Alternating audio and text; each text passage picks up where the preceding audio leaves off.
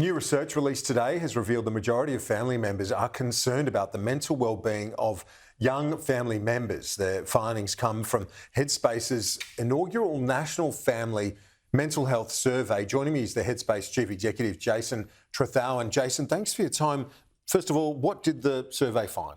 Yeah, look, the survey found that 8 in 10 family members, or mainly parents, are concerned about the mental health of young people in their family. Positively, though, was that just less than half of the families are actually having weekly chats with their young people about mental health.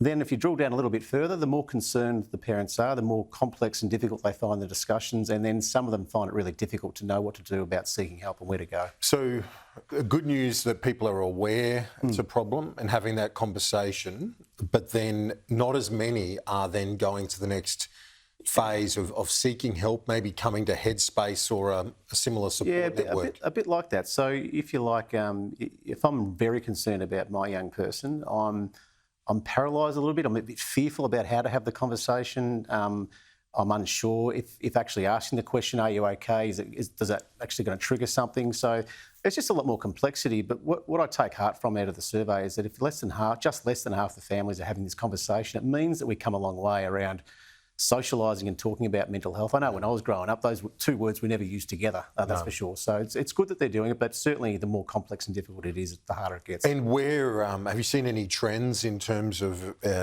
cohorts that are more susceptible, vulnerable to mental ill health? Yeah, the survey showed what we kind of would have foreseen anyway, that the young people from an LGBTIQA plus background will, from that community, parents are finding it harder to have those conversations. They're more concerned, and certainly multicultural young people as well. There's similar percentages, very high in terms of level of What's concern. that? The multicultural element I'm surprised at, because normally they have the family structures and other things in place, to generalise, but it hasn't always been a problem. What is the problem now? So often the problem is language. There's often translating into mental health. There is no language in their main language that they use at home. There's a big disconnect, or an increasing disconnect, between what young people are aware of when it comes to mental health compared to what their family members are. So there is a bit of a generational divide that does occur, particularly within multicultural communities. Interesting. And when it comes to Headspace, can you just remind our viewers what Headspace is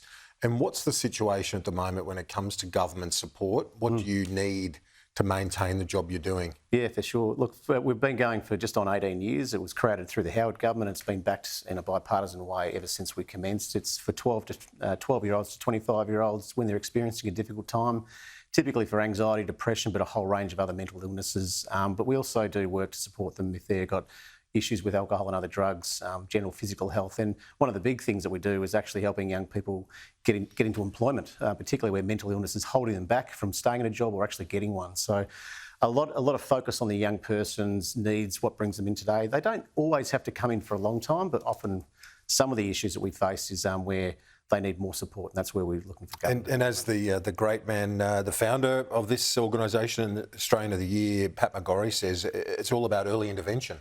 Pat's spot on, and always has been. It's all about early intervention, and really what we're looking for now. We've got 163 Headspace centres across the country, going up to 173.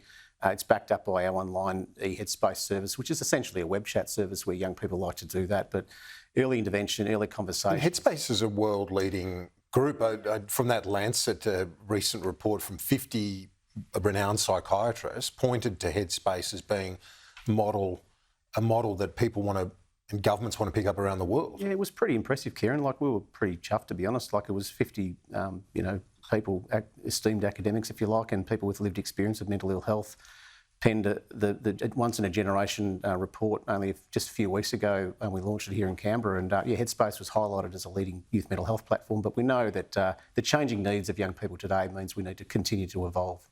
That's for sure. Indeed, always. Yep. Jason Trethowan from Headspace. Thanks, appreciate it. Thanks a lot, Kieran.